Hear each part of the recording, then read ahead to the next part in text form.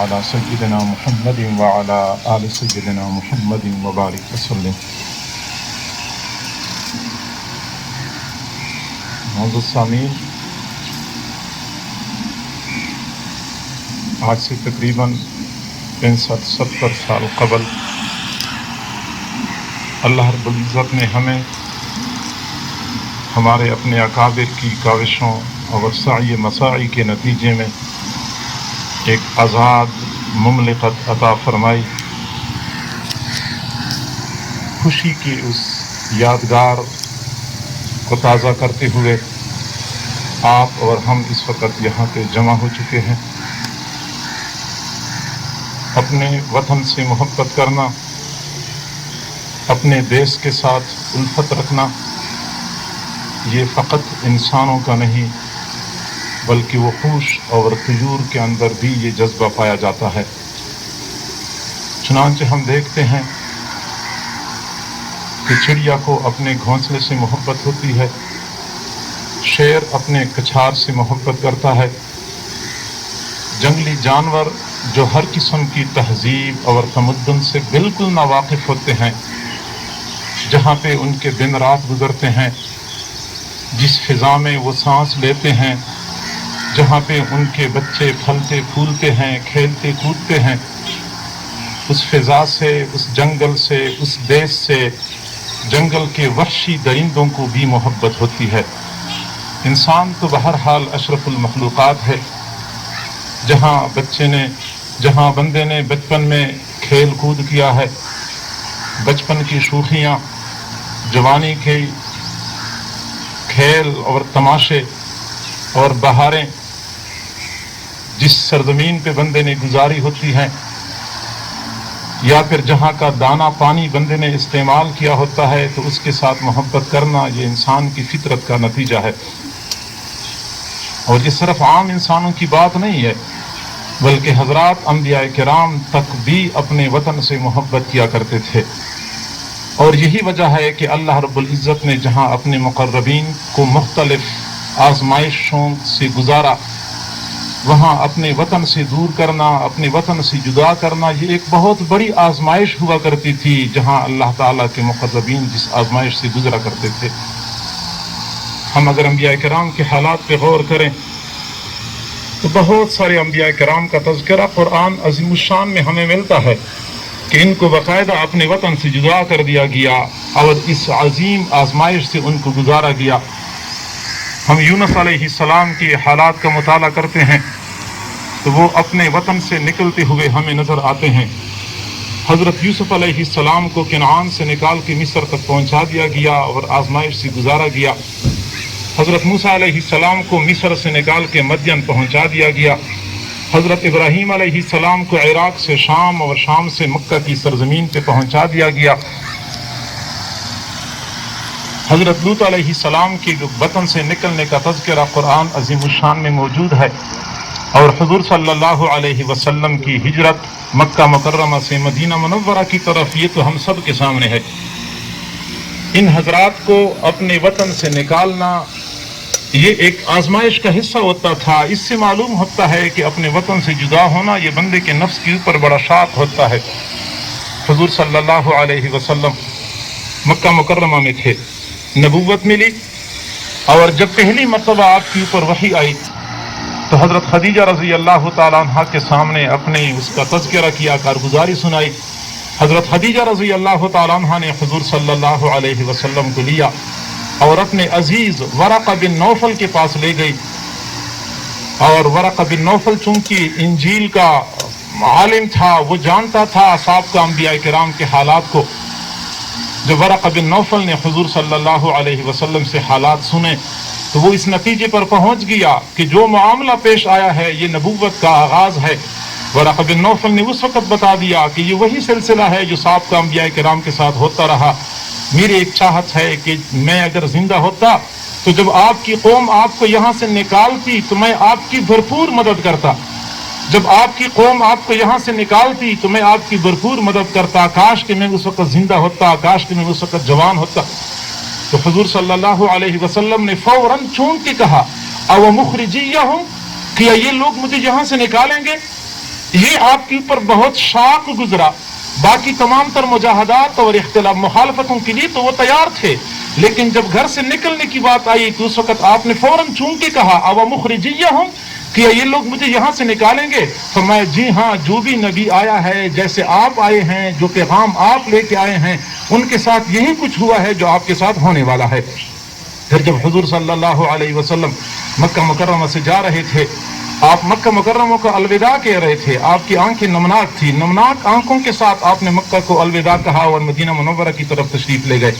حتیٰ کہ آپ کے دل میں مکہ مکرمہ کی اتنی محبت تھی، کیونکہ آپ وہاں پلے بڑے تھے، آپ نے وہاں کا دانہ پانی استعمال کیا تھا، کہ اللہ تعالیٰ نے تسلی کی خاطر فرمایا ان الذی فرض علیک القرآن لرادتک الی معاد. آپ زیادہ دل شکستہ نہ ہونا، زیادہ پریشان نہ ہونا، اللہ تعالیٰ آپ کو ایک مرتبہ پھر اپنے اصلی وطن، اپنے دیش کی طرف لوٹائے گا. اللہ تعالیٰ نے بطور تسلی حضور صلی اللہ علیہ وسلم کو بتا دیا. جب آپ مدینہ منورہ تشریف لے گئے، مدینہ منورہ کی اپنی عظمت، اپنا مقام ہے، لیکن پھر بھی مکہ کی یاد آپ کو مسلسل تڑپاتی رہی، آپ کے صحابہ کو تڑپاتی رہی، حتیٰ کہ حضور صلی اللہ علیہ وسلم نے اللہ تعالیٰ سے دعا مانگی اللہم حبب الینا المدینہ کما حببت الینا مکہ تھا. اللہ مدینہ ہمارے لیے ایسا محبوب کر دے جس طرح کہ آپ نے ہمارے لیے مکہ کو محبوب بنایا تھا. آپ کی دعا کا نتیجہ تھا کہ پھر حضور علیہ الصلاۃ والسلام اور صحابہ کرام کو مدینہ منورہ کے ساتھ محبت ہو گئی. چنانچہ روایات میں آتا ہے جب حضور صلی اللہ علیہ وسلم دور کے سفر سے تشریف لاتے تھے، مدینہ منورہ کی آبادی جب نظر آتی تھی تو بخاری شریف کی روایت ہے اسرع السیر، آپ کی اونٹنی کی رفتار تیز ہو جاتی تھی. آپ اپنے شہر کی کو دیکھتی ہی آپ کی رفتار تیز ہو جاتی تھی کہ میں جلد از جلد اپنے شہر میں پہنچ جاؤں. اور جب احد پہاڑ کو دیکھتے تھے جو کہ مدینہ کے دامن میں واقع ہے، یا مدینہ منورہ احد پہاڑ کے دامن میں واقع ہے، احد پہاڑ کو دیکھتے ہی فرمایا کرتے تھے ھذا جبل یحبنا ونحبہ، یہ وہ پہاڑ ہے کہ یہ ہم سے محبت کرتا ہے، ہم اس سے محبت کرتے ہیں. اگر حضور صلی اللہ علیہ وسلم جیسی شخصیت جس کو اللہ تعالیٰ کے ساتھ کامل اکمل تعلق حاصل تھا، اس کامل تعلق کے باوجود اپنے وطن سے محبت کرتے تھے، اپنے وطن کے ساتھ آپ کو الفت حاصل تھی، معلوم ہوتا ہے کہ یہ انسان کی فطرت کا تقاضا ہے. ہمارا یہ پیارا وطن اللہ تعالیٰ کی دی ہوئی نعمتوں میں سے ایک بہت بڑی نعمت ہے. یقیناً آپ حضرات جانتے ہوں گے، جو باہر کے ممالک کی کچھ حالات بھی جانتے ہیں، ان کے اوپر یہ حقیقت بالکل واضح ہوگی کہ جیسے آزادی کے ساتھ ہم اپنی اس ملک میں سانس لیتے ہیں، آزادی کے ساتھ ہم اس ملک میں کام کرتے ہیں، دین کا کام کرتے ہیں، تعلیم و تعلم کا کام کرتے ہیں، ترویج و اشاعت کا کام کرتے ہیں، یقیناً دنیا کے پورے نقشے میں کسی بھی ملک میں ایسی آزادی کے ساتھ کام کرنے کا علماء کو موقع نہیں ہے. خواہ وہ اسلامی ممالک ہیں یا وہ غیر اسلامی ممالک ہیں، علماء اس طرح آزادی کے ساتھ کام نہیں کر سکتے جس طرح کہ یہاں کے علماء کام کرتے ہیں، یہاں کے مشائخ کام کرتے ہیں. ہمیں چاہیے کہ ہم اس نعمت کی قدر کریں، ہم اللہ رب العزت کا شکر ادا کریں، اس ملک کی جڑیں کھوکھلی کرنے کی بجائے اس ملک کے استحکام میں اپنا کردار ادا کریں. اور معزز سامعین، ہمارا یہ پیارا ملک یہ ہمیں خیرات میں نہیں ملا، یہ ہمیں کسی نے گفٹ نہیں کیا، یہ ہمیں کسی نے بطور ہدیہ کی نہیں دیا، اس کی ہم نے بھاری قیمت ادا کی ہے. اور وہ قیمت یہ درہم دینار کی شکل میں ہم نے ادا نہیں کی ہے، ہم نے سونے چاندی کی شکل میں ادا نہیں کی ہے، بلکہ ہم نے انسانی خون کی شکل میں اس کی قیمت ادا کی ہے. اپنی بیٹیوں کی عزت اور عصمت کی شکل میں ہم نے اس کی قیمت ادا کی ہے. بلا مبالغہ لاکھوں لوگ اس ملک کے بننے میں ان کا خون شامل ہو چکا ہے، ان کا خون بہایا گیا ہے، کروڑوں بچے یتیم ہو چکے ہیں، لاکھوں والدین بے سہارا ہو چکے ہیں. بندہ سوچے تو صحیح، بندے کا دل ہل جاتا ہے کہ تقریباً 65,000 مسلمان نوجوان لڑکیاں اس وقت چھین لی گئی تھی، عیسائیوں اور سکھوں اور ہندوؤں کے گھروں میں پہنچ گئی تھی. ایک مسلمان لڑکی کی عزت اور عصمت یہ پورا ہندوستان اس کی قیمت نہیں بن سکتی. لیکن ہماری تو ایک نہیں، دو نہیں، 10 نہیں، 65,000 مسلمان بچیاں سکھوں نے اور ہندوؤں نے چھین کے ان کو اپنے گھروں میں بسا لیا ہے. وہ بیچاری مسلمان بچیاں وہ ہندوؤں کے بچے پیدا کرنے پر مجبور تھی، وہ سکھوں کے بچے پیدا کرنے پر مجبور تھی. بہت ساری مسلمان بیٹیاں ایسی تھی جنہوں نے کنویں میں چھلانگیں لگائیں اور کسی ہندو کے ہاتھ میں نہیں گئی، کہ سکھوں سے بچنے کے لیے خودکشی کی مرتکب ہو گئی، لیکن کسی سکھ کے ہاتھ میں نہیں گئی. ہم نے ایسی قیمت ادا کی ہے. اور یہ تو قریب کے زمانے کی بات ہے. ہم سمجھتے ہیں کہ شاید یہ تحریک پاکستان یا قیام پاکستان کے لیے کوششیں یا بر صغیر کی آزادی کے لیے کوششیں یہ 30-40 سال کا مختصر عرصہ تھا، اس میں ہم نے یہ کچھ کر لیا، ہمارے اکابر نے، اور اپنے مقصد میں کامیاب ہو گئے. نہیں، یہ اس سے بہت عرصہ پہلے یہ سلسلہ چلا تھا. سید احمد شہید رحمۃ اللہ علیہ، شاہ اسماعیل شہید رحمۃ اللہ علیہ نے جس وقت پشاور سے لے کے بالا کوٹ تک کے علاقوں میں سکھوں کے خلاف میدان گرم کر رکھا تھا، یہ بھی اسی سلسلے کی ایک کڑی تھی. پھر ہم دیکھتے ہیں کہ دہلی سے لے کے پشاور تک جرنیلی سڑک کے دونوں طرف کے درختوں کے نیچے علماء کی لاشیں لٹکائی گئی تھی. دہلی کا لال قلعہ ہو یا لاہور کا شاہی قلعہ ہو، یہ سب کے سب علماء کی عظمتوں کی معترف ہیں. باقی ہندوستان کے بر صغیر کے تمام مسلمانوں نے اس ملک کی، اس مملکت کی، اس وطن کی آزادی کے لیے بھرپور کوشش کی ہے، لیکن ہمارے اکابر علماء کا کردار سب سے نرالا اور منفرد ہے. آج ہم دیکھتے ہیں دہلی کا لال قلعہ ہو یا لاہور کا شاہی قلعہ ہو، یہ ہمارے اکابر کی عظمت کی گواہی دے رہا ہے. ہم دیکھتے ہیں اپنے ملک سے ہزاروں میل دور مالٹا کی جیلوں میں جو قید و بند کی صعوبتوں سے گزارا گیا، وہ بھی ہمارے اکابر تھے. کراچی کا دینا حال یہ ہمارے اکابر کی عظمت کی گواہی کا معترف ہے. ہم میاں والی کی جیل میں دیکھیں یا بر صغیر پاک و ہند کی طول و عرض کی جیلوں میں جا کے دیکھیں، یہ جیلوں کی سلاخیں، یہ در و دیوار آج ہمارے اکابر کی عظمت کی گواہی دے رہی ہیں. ہمارے اکابر نے اس ملک کو حاصل کرنے کی، جب پاکستان وجود میں آیا تو مغربی پاکستان میں پاکستان کا جھنڈا لہرانے کے لیے قائد اعظم محمد علی جناح نے علامہ شبیر احمد عثمانی رحمۃ اللہ علیہ کا انتخاب کیا. یہ ان کی خدمات کا اعتراف تھا. اور مشرقی پاکستان میں حضرت مولانا ظفر احمد عثمانی رحمۃ اللہ علیہ کا انتخاب کر لیا، یہ ان کی خدمات کا اعتراف تھا. ہمارے اکابر نے محنت کی ہے، اس کی خاطر قربانیاں دی ہیں. آج ہم ان کے نام لینے والے ہیں. ہمیں چاہیے کہ ہم اپنے وطن کے استحکام کے لیے، اپنے وطن کی حفاظت کے لیے، اپنے وطن کی وحدت کو بچانے کے لیے، سرحدات کی حفاظت کے لیے اپنا بھرپور کردار ادا کریں، اور ان لوگوں کے ساتھ ہم تعاون کریں جو حضرات ملک کی وحدت، ملک کی آزادی کی حفاظت کے لیے کوشش کر رہے ہیں. ہم ان کے ساتھ تعاون کر سکتے ہیں، عملی طور پہ بھی ہم ان کے لیے دعا بھی کر سکتے ہیں. اس وقت ہم اگر جمع ہو چکے ہیں تو یہی ہمارا مقصد ہے کہ ہم کم از کم دعا کر لیں اپنے اس وطن عزیز کے لیے جو اس وقت مختلف بحرانوں کا شکار ہے، کہ اللہ تعالی ہماری اس وطن کو بحرانوں سے نکالے. اللہ تعالی ہمیں آزادی کی قدر کرنے کی توفیق عطا فرمائے. اور جو حضرات اس ملک و ملت کو نقصان پہنچا رہے ہیں، خواہ وہ اندرونی ہیں یا بیرونی ہیں، اللہ تعالیٰ ان کو ہدایت نصیب کر دے.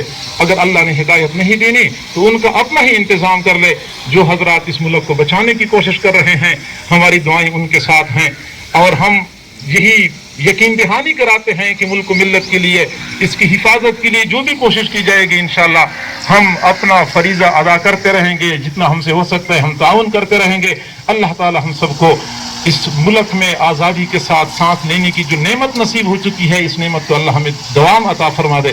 وآخر دعوانا ان الحمدللہ رب العالمین. عاقبۃ للمتقین والصلاۃ والسلام علی رسولہ محمد وآلہ واصحابہ اجمعین.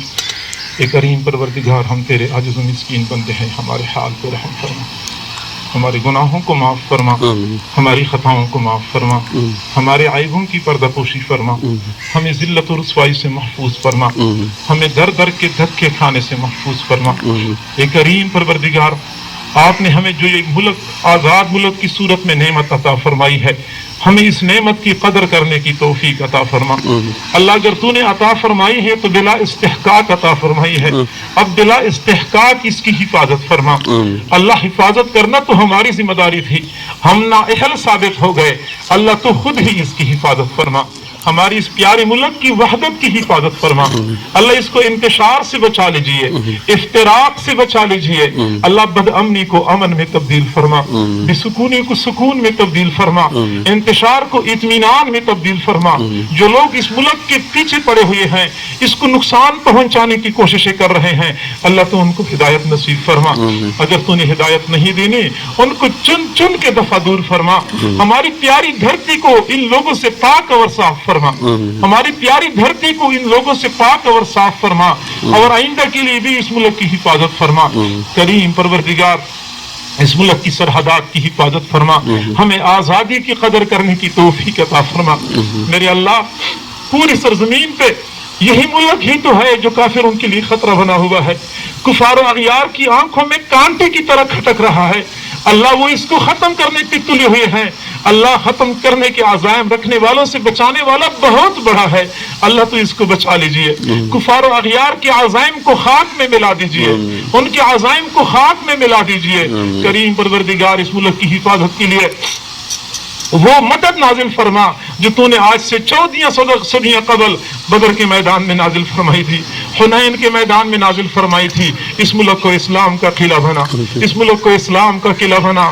میرے اللہ، یہ ملک اسلام کے نام پہ بنا ہوا ہے، اس کی بقا بھی اسلام کے ساتھ وابستہ ہے۔ ہمیں اسلام کی ترویج و اشاعت کے لیے اللہ قبول و منظور فرما، اور جو حضرات اس ملک میں اسلام کو رائج کرنا چاہتے ہیں، قوانین اسلام کو رائج کرنا چاہتے ہیں، اقامت دین کی کوششیں کر رہے ہیں، اللہ ان کے ساتھ اپنی مدد شامل حال فرما، قدم قدم پہ اپنا ساتھ نصیب فرما، زندگی میں کبھی بھی ان کو بے سہارا نہ فرما، وقت کے مطابق ٹھیک فیصلے کرنے کی توفیق عطا فرما۔ اللہ ملک و ملت کے لیے، دین اسلام کے لیے ہم سب کی جان کو، سب کے مال کو، سب کے وقت کو قبول و منظور فرما۔ کریم پروردگار، اس ملک میں بہت سارے لوگ ایسے ہیں جو ملک و ملت کے لیے دل میں درد رکھتے ہیں، اللہ ایسے درد مندوں کی تعداد میں اضافہ فرما، ایسے درد مندوں کی تعداد میں اضافہ فرما جو اس ملک کے لیے مخلصین ہیں، کسی بھی شعبے میں ہیں، اللہ ان کو ترقی عطا فرما۔ جو ملک و ملت کے لیے مخلص نہیں ہے، ذاتی مفادات کی خاطر ملک کو نقصان پہنچاتے ہیں، اللہ ان کو پیچھے کر دیجئے، اللہ ان کو پیچھے ہٹا لیجئے۔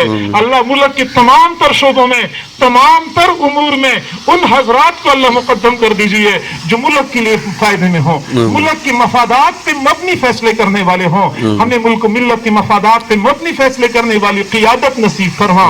جو لوگ اس ملک میں انتشار پلانا چاہتے ہیں، اللہ ان کے عزائم کو خاک میں ملا دیجئے، ان کی کوششوں کو ناکام کر دیجئے۔ میرے اللہ، جن عظیم مقاصد کے لیے یہ ملک حاصل کیا گیا تھا، ان مقاصد کے حصول میں آسانیاں پیدا فرما، جو رکاوٹیں ہیں رکاوٹوں کو دفع دور فرما۔ میرے اللہ، اس مملکت کے حصول کے لیے جن حضرات نے قربانیاں دی ہیں، کریم آقا، ان حضرات کو پوری قوم کی جانب سے، پوری امت مسلمہ کی جانب سے اجر جزیل عطا فرما۔ ان شہداء کی ارواح کو خوش فرما، ان شہداء کی ارواح کو خوش فرما جو بے سہارا ہو چکے ہیں، اللہ ان کو اپنی رحمتوں کی ٹھنڈی چھاؤں عطا فرما۔ ہماری اس پیارے ملک میں اس وقت بہت سارے ہم وطن ایسے ہیں جن کو اپنے گھروں سے بے گھر کر دیا گیا ہے، اللہ بد امنی کی وجہ سے وہ اپنے گھروں کو لوٹ بھی نہیں سکتے۔ کریم پروردگار، گرمی کا موسم، شدید حالات، اپنے گھر سے بے گھر ہونا کتنا مشکل مرحلہ ہے۔ ہمارے ان ہم وطنوں کے لیے اپنے گھروں کی طرف لوٹنے کے راستے ہموار کر دیجئے، رکاوٹوں کو دور کر دیجئے، اس ملک کو امن کا گہوارہ بنا دیجئے، بد امنی کو ختم کر دیجئے، بد امنی کو ختم کر دیجئے۔ کریم پروردگار، اس ملک میں جو حضرات دین کے لیے کوششیں کر رہے ہیں، مختلف شعبوں میں کام کر رہے ہیں، تمام حضرات کی محنتوں کو برآور فرما، شرف قبولیت نصیب فرما، ہماری ان دعاؤں کو اپنی رحمت سے قبول و منظور فرما۔ ربنا تقبل منا انك انت السميع العليم وتب علينا انك انت التواب الرحيم وصلى الله تعالى على خير خلقه محمد وآله واصحابه اجمعين برحمتك يا ارحم الراحمين۔